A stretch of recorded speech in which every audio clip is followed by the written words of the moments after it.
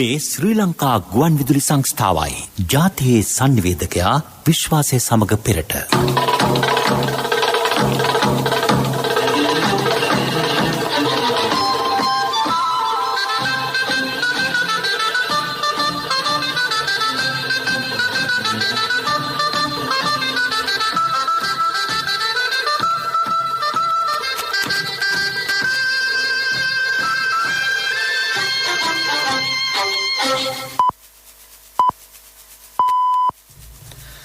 උදැසන 6යි.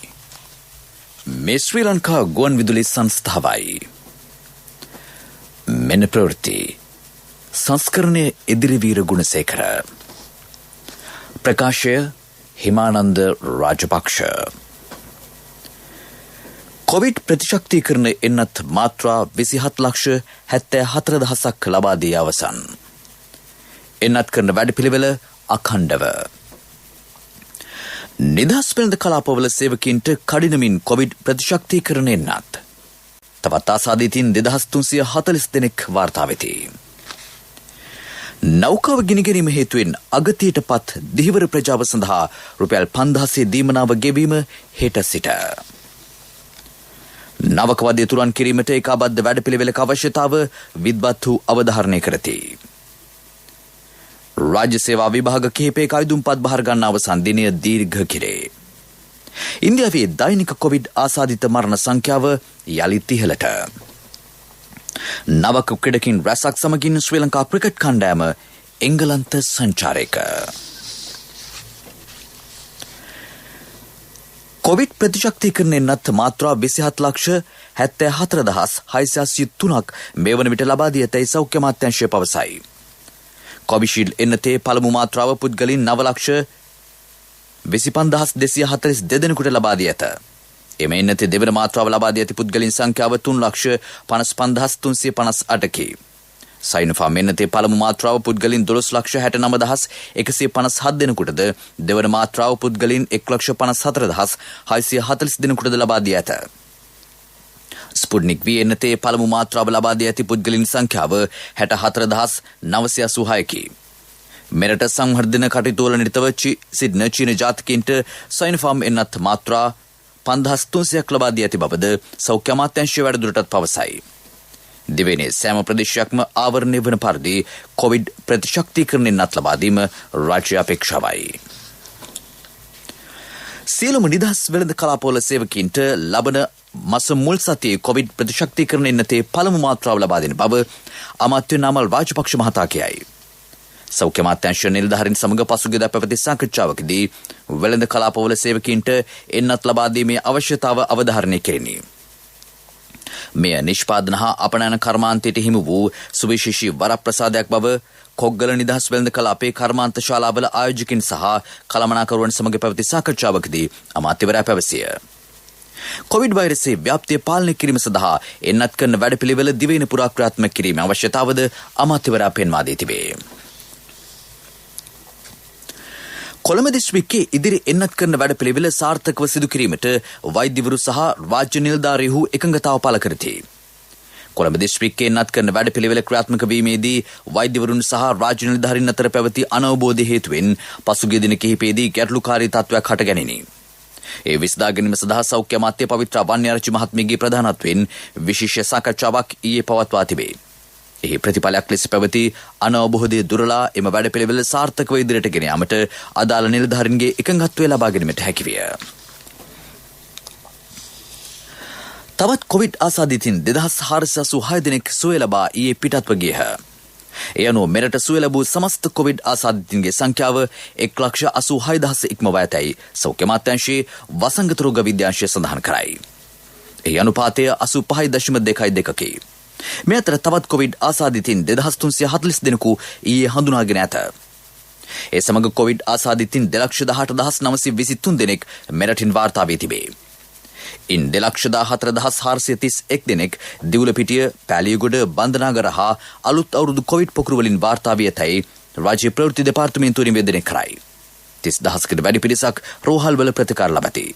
Covid මරණ 2,073ක් මෙරටින් වාර්තා වී ඇත. එක්ස්ප්‍රස් පර්ල් නෞකාව ගිනිගැනීම හේතුවෙන් අගතියට පත් ධීවර ප්‍රජාව සඳහා රුපියල් 5000 දීමනාව හෙට සිට ලබා දෙන බව අග්‍රාමාත්‍ය මහින්ද රාජපක්ෂ මහතා පවසයි. නෞකානතුරින් බලපෑමට ලක් වූ මුහුදු තීරය පිළිබඳව නිසි අධ්‍යයනයක් සිදු කිරීමෙන් පසු කඩිනමින් අදාළ ප්‍රදේශ ධීවර කටයුතු සඳහා විවෘත කරන ලෙසද අග්‍රාමාත්‍යවරයා නිලධාරීන්ට උපදෙස් දී තිබේ. නෞකාව ගිනිගැනීමෙන් මෙරටට සිදු වූ හානිය පූර්ණ වශයෙන් තක්සේරු කෙරේ. වන්දි ලබා ගැනීම සඳහා අවශ්‍ය නෛතික ක්‍රියාමාර්ග කඩිනමින් ගන්නා ලෙසද අග්‍රාමාත්‍යවරයා නීතිපති දෙපාර්තමේන්තුවට උපදෙස් දී ඇත. මේ ප්‍රවෘත්ති ප්‍රකාශය ශ්‍රී ලංකා ගුවන්විදුලි සංස්ථාවෙන්. මහජන බැංකුවේ People's Pay mobile payment app එකෙන් ලංකා QR කෝඩ් එක ස්කෑන් කර ගෙවීම් කරන්න.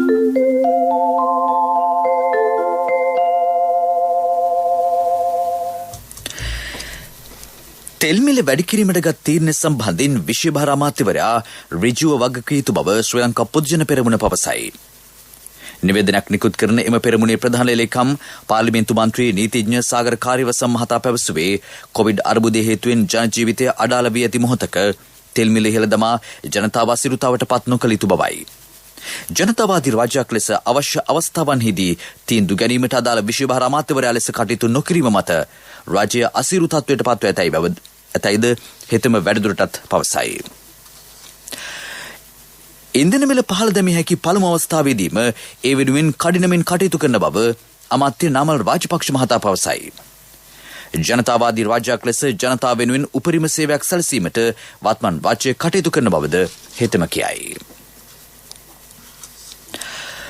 මෙරට අමාත්‍යංශ සහ දෙපාර්තමේන්තු සඳහා වාහන ඇනුම් කිරීම සම්බන්ධයෙන් ඇතැම් පාර්ශ්ව වැරදි මත සමාජගත කරන බව අමාත්‍ය කෙහෙලි රඹුක්වැල්ල මහතා පවසයි. පවතින තත්ත්වය හමුවේ අලුතින් වාහන ඇනුම් නොකිරීමට රාජ්‍ය ප්‍රතිපත්ති තීරණයකට එළඹ තිබේ. එවැනි තත්ත්වයක් හමුවේ දේශපාලන වාසි ලබා ගැනීම වෙනුවෙන් ඇතමුන් ක්‍රියා කරන බව අමාත්‍යවරයා ජාතික ගුවන්විදුලියට පැවසිය. මේ බොරු ප්‍රචාරයක් ගෙනෙන මොකද මේක ගරු අග්‍රාමාත්‍යතුමා මුදල් අමාත්‍යවරයා හැටියට කැබිනට් මණ්ඩලයට ගෙනලා දීපු ගමන්ම කැබිනට් මණ්ඩලයේ සියලු දෙනාම කාණෙක්ව මේකට මේ අවස්ථාව කොහොමද මේක නතර කරමු අපි. ඒ නිසා ඒ තීන්දුව අරගෙන තිබ්බේ. ඒ තීන්දුව ආයේ පස්සේ මේ කාගේවත් බලපෑමක් නෙමෙයි බොහොම පැහැදිලිව රජයේ විසින් ගන්නව තීන්දුව. ඒ රජයේ විසින් ගත්තා වූ තීන්දුව නිවැරදි ආකාරයට කියන්නේ ප්‍රොසීඩියර් එක එහෙම නැත්නම් ක්‍රමවේදය නියමාකාරයට ක්‍රියාත්මක කරන්න පැය 24ක් 48ක් පමණ ගියා. ඊට පස්ව ඒ ආකාරයෙන් සිද්ධ වුණා. දැන් මේකට විවිධ අර්ථකථන දෙමින් මේ කෑ ගන්නවා. Tamanට මේ දේශපාලන වශයෙන් කුහකත්වය දේශපාලන වශයෙන් Tamanගේ කඩාවැටීම ඒ කඩාවැටීමත් එක්ක ලෝකයේ ඉදිරියේ පෙන්වන්න මේ ගන්න තීන්දුව අපි හින්දා තමයි ගත්තේ කියන එක තමයි මේ කියන්න උත්සාහ කරන්නේ. රසායනික පොහොරවල බලපෑමෙන් මේ වන විට ගොවින් 30000ක් පමණ මරණය අභියස සිටින බව විශේෂඥ වෛද්‍ය අනුරුද්ධ පාදිනී මහතා පවසයි.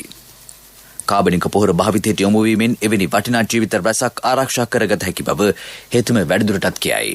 ජනාධිපතිතුමා වසවිස සම්පූර්ණයෙන්ම ආනයනය තහනම් කරා කියන එක අපි දැකපු සිහිනයක්. ඒ තීරණය සහ ධෛර්යය ගැන මම හිතන්නේ මේ රටේ ජනතාව කෘතගුණ වෙන්න පටන් ගන්නවා ඉදිරි කාලය තුල මේක මේ දැන් යම්කිසි වික්ෂිප්තභාවයක් යම්කිසි විදිහකට ඇති කරලා තිබ්බට ඒක ඉතාමත්ම කෙටි කාලයකට මොකද අපි පැහැදිලිවම අපි ජය ගන්නවා මේ කියන වසවිසෙන් තොර ආහාර රටාවක් කෘෂි සංස්කෘතියක් ආහාර සංස්කෘතියට අපි පිවිසීම කියන එක. අපි ගණනය කළ ලබන සතියේදී පෙන්눔 කරලා දෙන්න කිසිම සාගතයක් එන්නේ සාගතයක් තියෙනවා නම් දැනට සාගතයක් තියෙනවා. මොකද බිලියන 550ක රටට සුදුසු නැති ආහාර ආනයනය කරන රටක් මේක. බිලියන 250ක වසවිස රටට ආනයනය කරන මේ පොළොවට වසවිස ගහනවා. ඒ බෝතලේ ගහලා තියෙනවා මිනි ඔලුවයි යටකටු දෙකයි. අපි අනුරාධපුර කලාපේ වග්වඩ රෝගෙන් 5000ක් මැරුණා කියලා. ඒතර පියවරු 5000ක් නැති වෙච්ච එක අපිට ප්‍රශ්නයක් නෙමෙයිද? කාබනික පොහොර භාවිතය සම්බන්ධයෙන් වජයගත් තීරණය යථාර්ථයක් කරගත යුතු බව පාර්ලිමේන්තු මන්ත්‍රී ගෙවිඳු කුමාරතුංග මහතා පවසයි. රසායනික පොහොර භාවිතය නිසා මෙරට ජනතාව විශාල ලෙස පිළිකා සහ වකුගඩු රෝගවලට ගොදුරු වෙමින් සිටිති. 30 වසරක සාපලත් යුද්ධය අවසන් කළ පිරිසකට රසායනික පොහොර භාවිතයෙන් රට ගලවා ගැනීමේ අභියෝගයක් නොවන බව මන්ත්‍රීවරයා පෙන්වා දෙයි.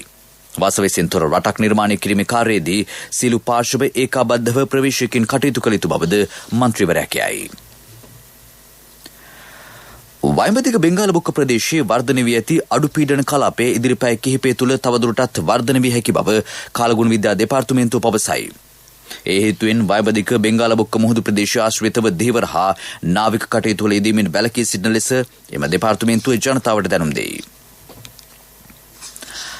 නවකවදී විශ්වවිද්‍යාලවලින් තුරන් කිරීම සඳහා ඒකාබද්ධ වැඩපිළිවෙලක් අවශ්‍ය බව කොළඹ විශ්වවිද්‍යාලයේ ශ්‍රීපාලි මණ්ඩපයේ මණ්ඩපාධිපති මහාචාර්ය ප්‍රතිභා මහානාමහේව මහතා පවසයි. නවකවද පනත කාලෝචිතව සංශෝධනය කිරීමේ අවශ්‍යතාවද මතුව ඇත. මේ සම්බන්ධව රාජ්‍ය යාන්ත්‍රණයේ ප්‍රමුඛ අවධානය යොමු යුතු බවද හේතුම පෙන්වා දෙයි. මේ පිළිබඳව ප්‍රජාව දැනුවත් කිරීම සඳහා නවකවද පනත සහ මානව හිමිකම් නීතිය යන මෙයින් සම්මන්ත්‍රණ මාලාවක් පැවැත්වීමට ශ්‍රීපාලි මණ්ඩපය තීරණය කර තිබේ. එහි පළමුවැන්න ලබන සිකුරාදා පස්වරු 4 සිට 6 දක්වා Zoom තාක්ෂණය ඔස්සේ සිදු කරන බව ප්‍රතිභා මහානාමහේව මහතා කියයි. වැඩිදුර තොරතුරු දුරකථන අංක 077 359 6228 ඔස්සේ ජ්‍යෙෂ්ඨ කතිකාචාර්ය කලණී ධර්මසිරි මහත්මිය ඇමතීමෙන් ලබාගත හැකිය. ජාතික ගුවන්විදුලියේ කන්නාඩි වැඩසටහනින් අද සාකච්ඡා කෙරෙන්නේ වර්තමානයේදී පාරිභෝගිකින් මුහුණ දෙන ගැටලු සම්බන්ධවයි. පාරිභෝගික කටයුතු අධිකාරී අධ්‍යක්ෂන්වල් කෝසල බණ්ඩාර මහතා සහ එම ආයතනයේ ඉහළ නිලධාරීන් පිරිසක් මේ වැඩසටහනට සහභාගී වෙති. වෙළඳ සේවයේ සිටි ෆිල්ම් සහ සියලුම ප්‍රාදේශීය සේවා ඔස්සේ ඒකාබද්ධව පෙරවරු 7 සිට එම වැඩසටහන ප්‍රචාරය කෙරේ. සිංහල ස්වදේශීය සේවයේ පෙරවරු 9 සිට එම වැඩසටහන ප්‍රචාරය කිරීමට කටයුතු ද ඇත. නාඩි වැටෙන මිනිසුන්ගේ බුද්ධියට අමතන කන්නාඩිය. ලංකා වටෙන්ම එළවලු තොග වෙළඳ ගොඩක් බඩු වෙලා තියෙනවා. ඒ වුණාට මාකට් එකේ සම්පූර්ණ බඩු ඉතුරුයි. අද මැනින් මාකට් එකේ කෝටි 2ක විතර බඩු වෙලා තියෙනවා. එළවලු පළතුරු ආදී හැම දෙයක්ම. නමුත් වෙළඳොත් නැහැ. ඊට පස්සේ මේ බඩු විශාල ප්‍රමාණයක් අද දවසේ ඉතුරු මේ අංශ ගොවියන්ගේ බඩු ඒකින්ද මේ ඉතුරු වෙන බඩු ටික උණ ගන්න අවස්ථාවක් හරි ගස්සලා දෙන්න. කොටලා පොහොර දා ගන්න ඕනේ. කොටන්න නැතුව ඉන්නේ. පොහොර දාන්න පොහොර නැහැ. මේ කෑල්ල මත ඇරලා තියෙන්නේ. අහනකොට නම් කියනවා මේ පොහොර තියෙනවා හෙට දෙන්න. හෙට තියෙන පොහොර නැහැ. ගොවිතැන් කරන්න හොඳට පුළුවන්. පොහොර නැති ප්‍රශ්නයක් නැහැ. යාල් කන්නට පොහොර දෙනවා. මාස් ගොඩ ගොවිතැන් කරන මිනිසුන්ට ඇත්තටම පොහොර ටිකක් නැහැ. ඇමතිවරු නම් කියනවා නේ නෑ මෙහෙමයි කියලා. ටීවී එකේ නම් හැමදාම පොහොර තියෙනවා. පොහොර ගන්න ගියොත් කඩේකින් අපිට බෙහෙත් තෝර හංගන. තියෙන එක දෙන්නෙත් නෑ. වෙලෙද්දෝ දිහිතුමන අපිට බඩු විකුණනවා. අපි 1050ට වගේ ගත්තා. දැන් 1500ක් කියනවා. පාරිභෝගික භාණ්ඩ හිඟද හිතුමතේ මිල ඉහළ දමන්නේද භාණ්ඩ සංගවාගෙන සිටීද වසංගතයට මුවාවී කළු කඩ බිහිවීද ජූනි 13 වෙනිදා ඉරිදා උදේ 7ට ජාතික නාලිකා සහ සියලුම ප්‍රාදේශීය නාලිකා ඒකාබද්ධව කන්නාඩිය. ඉදිරියේදී පැවැත්වීමට නියමිත විභාග කිහිපයක අයදුම්පත් බහර ගන්න අවසන් දිනය ජූලි මාස 15 වන දින දක්වා දීර්ඝ කිරීමට රාජ්‍ය සේවා කොමිසම් සභාව තීරණය කර ඇත. ඒ අනුව ශ්‍රී ලංකා විදේශ සේවයේ 3 වෙනි ශ්‍රේණියට බඳවා ගැනීමේ විවෘත තරංග විභාගය කුසලතා පදනම මත කළමනාකරණ සේවා නිලධාරී සේවයේ අධි ශ්‍රේණියට උසස් කිරීමේ තරංග විභාගය සහ කළමනාකරණ සේවා නිලධාරී සේවයේ අධි ශ්‍රේණියට උසස් කිරීමේ සීමිත තරංග විභාගයට අදාළ අයදුම්පත් බහර ගන්න අවසන් දිනය ජූලි 15 වෙනිදා දක්වා දීර්ඝ කර තිබේ. එමෙන්ම ඉඩම් පරිහරණ ප්‍රතිපත්ති සැලසුම් දෙපාර්තමේන්තුවේ විධායක සේවා ගණයේ දෙපාර්තමේන්තුගත 3 වෙනි ශ්‍රේණියේ සහකාර අධ්‍යක්ෂ තනතුරු සඳහා වන සීමිත තරඟ විභාගය සහ වෙළඳ අමාත්‍යාංශයේ වාණිජ්‍ය දෙපාර්තමේන්තුවේ විධායක සේවා ගණයේ 3 වෙනි ශ්‍රේණියේ සහකාර වාණිජ්‍ය අධ්‍යක්ෂ ධූරය සඳහා බඳවා ගැනීමේ විවෘත තරඟ විභාගයට අදාළ අයදුම්පත් බහර ගන්න අවසන් දිනයද දීර්ඝ කර ඇත. ඊට අදාළ රාජ්‍ය ගැසට් නිවේදනයේ ඉදිරියේදී නිකුත් කරන බව රාජ්‍ය සේවා කොමිෂන් සභාවේ ලේකම් දයා සෙන්රත් මහතා ප්‍රකාශ කළේය. මොබයිල් ෆෝන් තියෙන මේ කාලේ කවුරුත් මෙහෙම වෙලා බලන්නේ නෑ නේද? ඉතින් ඇයි People's Pay app එක තියෙන මේ කාලේ කෑෂ් වලින් ගෙවන්නේ? මහජන බැංකුවේ People's Pay mobile payment app එකෙන් ලංකා QR code එක ස්කෑන් කර ගෙවීම් කරන්න. ප්‍රමුඛ පුවත් ඔබ වෙත ගෙනෙන්නේ සෑම ගෙදරකම සිටිය යුතු වෙද මහත්මයා සිද්ධාලේප. අඩුවාදැම්ලාභී පවුල් සඳහා පානීය ජලය පහසුකම් ලබා දීමේ වැඩපිළිවෙල කඩිනම් කෙරේ. අමාත්‍ය චමල් රාජපක්ෂ මහතාගේ උපදෙස් සහ මඟ පෙන්වීම යටතේ මෙම වැඩපිළිවෙල ක්‍රියාත්මකයි. ආර්ථික අපහසුතාවලින් පෙළෙන පවුල් වලට සහන මිලක් යටතේ ජල පහසුකම් සැපයීම මෙම වැඩපිළිවෙලේ මූලික අරමුණයි. ප්‍රමුඛ පුවත් ඔබ වෙත ගෙන ආවේ සෑම ගෙදරකම සිටිය යුතු වෙද මහත්මයා සිද්ධාලේප. ශක්ති හඬ අවධානය පිණිසයි. කොවිඩ් රෝගී වැළඳේ යන බියෙන් රෝග සඳහා ප්‍රතිකාර ගැනීමෙන් වැළකී සිටීම අවදානම් බව නියෝජ්‍ය සෞඛ්‍ය සේවා අධ්‍යක්ෂන්වල් විශේෂඥ වෛද්‍ය හේමන්ත හේරත් මහතා පවසයි.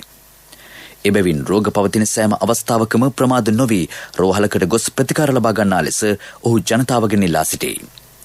දීර්ඝකාලීනව ප්‍රතිකාර ලබා ගන්නා පුද්ගලින් එම කටයුතු කිසිසේත් අතපසු නොකළ යුතුය. දියවැඩියාව, අධික රුධිර පීඩනය වැනි රෝග පවතින පුද්ගලින් පවතින තත්ත්වය හමුවේ වඩාත් ආරක්ෂාකාරී වී යුතු බවද හෙතෙම පවසයි. ලෝක ප්‍රවෘත්ති ගත වූ පැය 24 තුළ ලොව පුරා COVID-19 වෛරසය ආසාදනය වූවන් 3,35,495 දෙනෙකු වාර්තා වී ඇත. වැඩිම ආසාදිත සංඛ්‍යාවක් බ්‍රසීලෙන් වාර්තා වේ. එය 73,598කි. ඉන්දියාවෙන් වාර්තා වන ආසාදිතින්ගේ සංඛ්‍යාව 65,973කි. ඇමරිකාවෙන් ආසාදිතින් 8,182 දෙනෙක් වාර්තා වේ. රුසියාවෙන් වාර්තා වන ආසාදිතින්ගේ සංඛ්‍යාව 13,510කි. ආජන්ටිනාවෙන් ආසාදිතින් 18,057ක්ද, කොලොම්බියාවෙන් ආසාදිතින් 29,998ක්ද වාර්තා වේ. ගත වූ පැය 24 තුළ ලොව පුරා කොවිඩ් ආසාදිත මරණ 8,954ක් වාර්තා වේ. ඉන්දියාවේ දෛනික කොවිඩ් ආසාදිත මරණ සංඛ්‍යාව යළිත් ඉහළ ගොස් ඇත. ඊයේ දිනේ එරටින් වාර්තා වන කොවිඩ් ආසාදිත මරණ සංඛ්‍යාව 3,071කි. බ්‍රසීලෙන් මරණ 1,992ක්ද වාර්තා වේ. ඇමරිකාවෙන් වාර්තා වන කොවිඩ් ආසාදිත මරණ සංඛ්‍යාව 302කි. රුසියාවෙන් කොවිඩ් ආසාදිත මරණ 399ක්ද, ආජන්ටිනාවෙන් කොවිඩ් ආසාදිත මරණ 447ක්ද, කොලොම්බියාවෙන් 577ක්ද වාර්තා වේ. කාන්තා හිංසනයට එරෙහිව ස්පාඤ්ඤුවේ පැවතුන විරෝධතා උත්සන්න වේ. දහස් ගණනක කාන්තාවන් ප්‍රධාන නගරවලට බැස කාන්තා හිංසනයට එරෙහිව විරෝධතාවල නිරත වන බව විදේශ මාධ්‍ය වාර්තා කරයි. 2013 වසරේ සිට මේ දක්වා දෙමව්පියන්ගේ හිංසනය හේතුවෙන් ගැහැණු ළමයින් 40කට ආසන්න පිරිසක් ජීවිතාක්ෂයට පත්ව ඇති බවද විරෝධතාකරුවෝ පෙන්වා දෙති. පෙරසර සංවර්ධනයක පුවත් සම්පින්ඩනය සංවර්ධන පුවත්.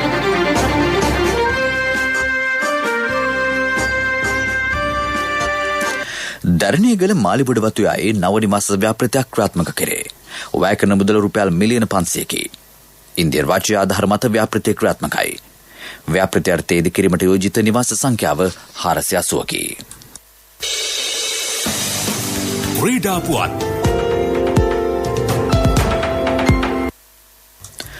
එංගලන්ත ක්‍රිකට් සංචාරය සඳහා නව ක්‍රීඩකින් කිහිප දෙනෙකුගෙන් සැදුම්ලත් කණ්ඩායමක් සහභාගී කරවන බව ශ්‍රී ලංකා ක්‍රිකට් ආයතනය පවසයි. එංගලන්තය සහ ශ්‍රී ලංකාව අතර පැවැත්වෙන පන්දුවාර 2020 ක්‍රිකට් තරඟාවලිය ලබන 23 වෙනිදා ආරම්භ වේ. දෙරට අතර පන්දුවාර 2020 ක්‍රිකට් තරඟ 3ක් සහ එක් දින ජාත්‍යන්තර ක්‍රිකට් තරඟ 3ක් පැවැත්වීමට නියමිතයි. එංගලන්ත කණ්ඩායමද වෙනස්කම් රැසක් සමගින් තරඟාවලියට මුහුණ දෙන බව වාර්තා වේ. සංචාරක නවසීලන්ත කණ්ඩායම සහ එංගලන්ත කණ්ඩායම අතර පැවැත්වෙන දෙවන ටෙස්ට් ක්‍රිකට් තරඟයේ 9 වන දිනය අදයි. ඊයේ දිනේ නිමවන විට සිය දෙවන ඉනිම ක්‍රීඩා කරන එංගලන්ත කණ්ඩායම කඩලු 9ක් දැවී ලකුණු 122ක් රැස් කරගෙන සිටියේය. එංගලන්තයේ පළමුවෙන්ම සඳහා රැස් කළ ලකුණු සංඛ්‍යාව 303කි. නවසීලන්තයේ සිය පළමුවෙන්ම සඳහා ලකුණු 388ක් රැස් කළේය. එංගලන්ත කණ්ඩායම මේ වන විට නවසීලන්ත කණ්ඩායමට වඩා එක් කඩුලක් අතැතිව ලකුණු 37ක් ඉදිරියෙන් සිටී. බොහෝ දුරට මෙම තරගයේ ජය නවසීලන්තයට හිමි වනු ඇති බවට ක්‍රිකට් විචාරකයෝ මත පළ කරති.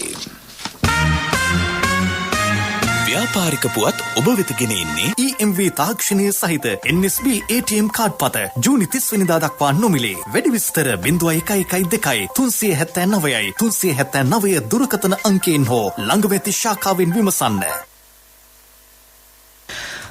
ණය නොවන විදේශ විනිමය ගෙන්වා ගැනීම සම්බන්ධව රාජ්‍ය ක්‍රියාකලාපයේ හේතුවෙන් සැලකිය යුතු ආර්ථික වර්ධනයක් මේ වසරේදී අපේක්ෂා කරන බව ශ්‍රී ලංකා මහ බැංකුව පවසයි. කොළඹ වරායනගර ව්‍යාපෘතිය මගින් මෙරට ආර්ථික වර්ධනයට විශාල දායකත්වයක් හිමි වනු ඇති බව මහ බැංකුව අධිපති WD ලක්ෂ්මන් මහතා ඔන්ලයින් තාක්ෂණ ඔස්සේ කොළඹදී පැවති සාකච්ඡාවකට සහභාගී වෙමින් පැවසිය. මෙරටින් විදේශ රටවලට ඇදී යන විදේශ විනිමය ප්‍රමාණය අවම කිරීම සඳහා ක්‍රියාමාර්ග රැසක් ගෙන ඇති බවද හෙතෙම වැඩිදුරටත් කීවේය. ව්‍යාපාරික පුවත් ඔබ වෙත ගෙන ආවේ දැන් වඩාත් සුරක්ෂිත අඛණ්ඩ සේවයක් සපයමින් බැංකු කටයුතු තවත් පහසු කරන EMV තාක්ෂණය සහිත NSB ATM කාඩ් පත ජූනි 30 වෙනිදා දක්වා නොමිලේ. වඩාත් කාර්යක්ෂම NSB ඔන්ලයින් බැංකු සේවාවෙන් ඔබ කොතැනක සිටියත් නොමිලේම ඔබේ බැංකු කටයුතු එසැනින්. වැඩි විස්තර 0112 379 379 දුරකථන අංකයෙන් හෝ ළඟ ශාඛාවෙන් විමසන්න. කොන්දේසි අදාළ වේ. NSB ශ්‍රී ලංකාවේ සුරක්ෂිතම බැංකුව. ආර්ථික පුවත් ආවරණය ඔබේ ඕනම අවශ්‍යතාවයකට සුදුසු මූල්‍ය විසඳුම් දෙන එන අය දියුණු වෙන අය එන LOLC සමූහය එන්න දියුණු වෙන්න. මේ වසරේ මුල් කාර්තුවේදී මෙට්‍රික් ටොන් 30,000ක වාර්තාගත කහ අස්වැන්නක් ලැබී තිබේ. ඒ පෙර වසරේ පළමු කාර්තුව හා සැසඳීමේදී 40%ක වර්ධනයක් බව රාජ්‍ය පවසයි. කහ සඳහා සාධාරණ මිලක් ලබා දීමටද කටයුතු කර ඇත. මගේ මහත්තයා දාපු මේ රත්තරන් මුද්ද තමයි මගේ ජීවිතේ. LOLC එකට ඔයාලගේ රත්තරන් පණ වගේ. ඔයාලගේ රන් භාණ්ඩ අපි ළඟ තියනකල් ඔයාලට ජීවිත රක්ෂණයකුත් දෙන්නේ අපි විතරයි. වෙලාවට ගෙවා ගන්න බැරි වුණොත් ඔයාලගේ රත්තරන් කොහොම හරි ඔයාලටම දෙන එකයි අපේ ප්‍රතිපත්තිය. ගෙවා ගන්න අමාරු වුණොත් අපි කතා කරලා විසඳුමකුත් දෙනවා. මුද්දට මං හිතපු නැති ගාණක් හම්බුණා. ආපු ගමන් වැඩෙත් උනා. වටිනා තෑග්ගකුත් හම්බුණා. LOLC එක කරන ගනුදෙනුවක් රත්තරන් වටින ගනුදෙනුවක් කියන්නේ ඒකනේ. LOLC ෆයිනෑන්ස් රන් සවි රන් ණය සේවාව. රත්තරන්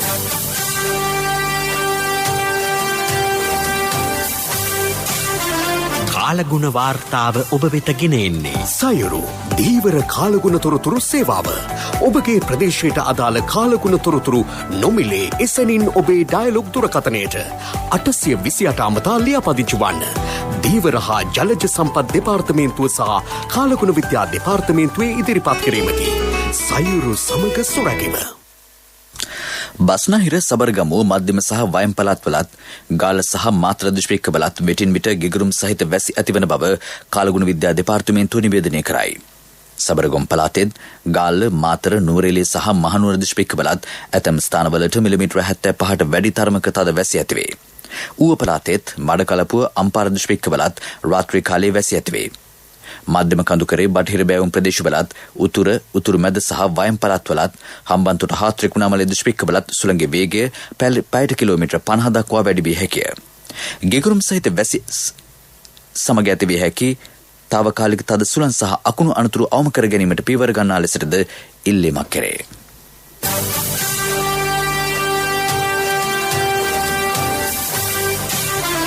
කාලගුණ වාර්තාව ඔබ වෙත ගෙන ආවේ සයුරු දීවර කාලගුණ තොරතුරු සේවාව. ඔබගේ ප්‍රදේශයට අදාළ කාලගුණ තොරතුරු නොමිලේ එසැනින් ඔබේ ඩයලොග් දුරකථනයට 828 අමතා ලියාපදිංචි වන්න. දීවර හා ජලජ සම්පත් දෙපාර්තමේන්තුව සහ කාලගුණ විද්‍යා දෙපාර්තමේන්තුවේ ඉදිරිපත් කිරීමකි. සයුරු සමග සොරැකීම.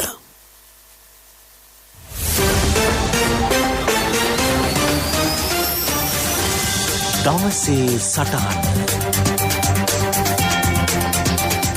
ශ්‍රී ලංකාවේ කෘෂිකර්මාන්තය යනු මේ රටේ ජීවනාලයයි. මෙරට ජනගහනයෙන් 30% පමණ කෘෂිකර්මාන්තය මත සිය ජීවිකාව කරගෙන යයි. දළදේශීය නිපැයුමෙන් 7.4% පමණ කෘෂිකර්ම ශේෂ්ත්‍රයෙන් ලබා ගන්නා අප රට ආහාර අවශ්‍යතාවෙන් 50% පමණ මෙරට දී නිපදවනු ලබයි. කෘෂිකර්ම ශේෂ්ත්‍රයට අද ලෝකයේ ඇත්තේ ඉහළම තැන. කෘෂිකර්මාන්තය පිළිබඳව මේ රටේ නිදහස් අධ්‍යාපනයෙන් උපාධි ලබා ගන්නා සිය ගණන් උපාධිධාරීන් උපාධීන් පසු විදේශ රටවලට ගොස් කෘෂිකර්මාන්ත ශේෂ්ත්‍ර රැකියාවලදී ඉහළ වැටුප් ලබා ගනිති. ඒ මෙරට කෘෂිකර්මාන්තය හරහා අලුත් සොයා ගැනීම කාබනික පොහොර මත සිදුවන වගාවන් ආදී වශයෙන් රට තුළ ක්‍රියාත්මක නොවීම නිසායි. එසේම විදේශ රටවල් කාබනික පොහොර මත එම රටවල කෘෂිකර්මාන්තය ඉදිරියට ගෙන යයි සැලසුම් දියත් කර තිබේ. ඒ සඳහා අවශ්‍ය බුද්ධිමතුන් උගතුන් මෙරටින් ඇද ගැනීමට ඔවුන්ට සුදුසුකම් ලබා දීමට විදේශ රටවල් පෙළඹෙන්නේ නිරන්තරයෙන්. අපේ රටේ කෘෂිකර්මාන්තය යහපත් තැනක තිබෙනවා නම් මේ සම්පත් අපට මෙරටේම රඳවා ගත හැකියි. අපේ රට තුළ මේ තාක්කල් පැවතියේ ඉතා කෙටි ක්‍රම ඔස්සේ පළදාව ලබා ගැනීමට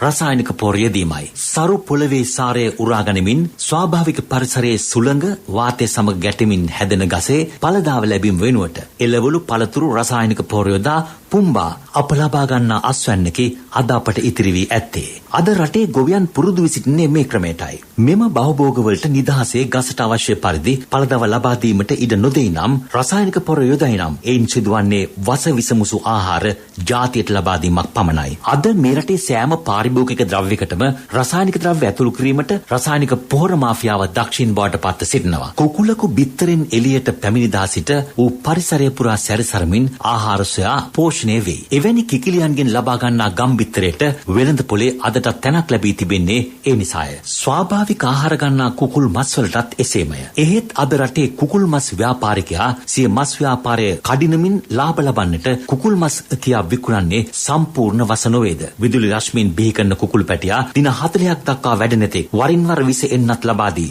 මස් වලින් පුම්බනු ලබයි. අධික හෝමෝන ශරීරගත වූ සත්‍යයා මසට ගනු ලබයි. ඒ මස් මිලදී ගන්නා පාරිභෝගිකයා වස ගුලියක් සිය පවුලට කවුණු ලබයි. අද මේ රටේ අඩු වයසේ දැරියන් අකාලේ වැඩිවියට පත්වන්නේ එම රසායනික ද්‍රව්‍ය කුකුල් මස් වල අඩංගු නිසා බව විශේෂඥ වෛද්‍යරුපා පිළිගනිති. රසායනික පොහොර අඩංගු කිසිදු ආහාරයක් නොගන්නා ලෙස මෙරට පමණක් නොව ලෝකයේ සියලු වෛද්‍යරුන්ගේ මතය වී තිබේදී ලෝක රසායනික පොහොර මාෆියාකාරයන් රසායනික පොහොර නැතිව ගොවිතැන් කළ නොහැකියයි පුන පුනා කියති. අපේ ජනාධිපතිතුමා කාබනික පොහොර රට තුළ ව්‍යාප්ත කර රසායනික පොහොර මෙරටින් තුරන් කිරීමට කටයුතු කරද්දී රසායනික පොහොර මාෆියාව එම වැඩපිළිවෙල විනාශ කිරීමට රට පුරාමෙන්ම ලෝපුරාද ඇතැම් මාධ්‍ය ජාලා ඔස්සේ කටයුතු කරති. තමන්ගේ රටට තමන්ගේ රටේ ජනතාවට අවශ්‍ය යහපත් දෙයක් ක්‍රියාත්මක කිරීමේ සම්පූර්ණ බලය ඇත්තේ ඒ රටේ නායකයාටය. මේ වන විට කාබනික පොහොර යොදා හෙක්ටයාර 4000ක් කුරුණෑගල ප්‍රදේශයේ වගා කිරීමේ වැඩපිළිවෙල ක්‍රියාත්මක වේ. කාබනික පොහොර විශාල තොග ගොවින්ට ලබා දීමටත් පිළියෙල කර දීමටත් කටයුතු යොදා ඇත.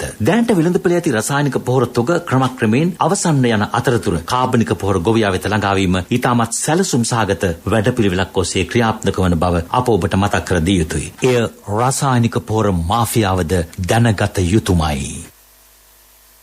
ප්‍රදර්ශන කිරීමට යාලි සිරස්තල කොවිඩ් ප්‍රතිශක්තිකරණ එන්නත් මාත්‍රා 27,74,000ක් ලබා දී අවසන්. එන්නත් කරන වැඩපිළිවෙල අඛණ්ඩව. නිදහස් වෙළඳ කලාපවල සේවකීන්ට කඩිනමින් කොවිඩ් ප්‍රතිශක්තිකරණ එන්නත්. තවත් ආසාදිතින් 2340 දෙනෙක් වාර්තා වේ.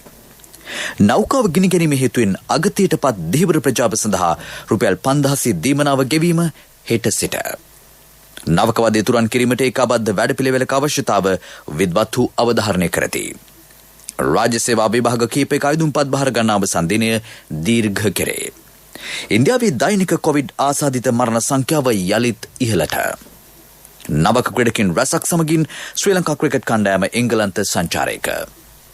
අපගේ මීළඟ ප්‍රධාන ප්‍රවෘත්ති ප්‍රකාශය දහවල් 12:45ට බලාපොරොත්තු වන්න. උදෑසන ප්‍රවෘත්ති මෙන් සමර්ථයි.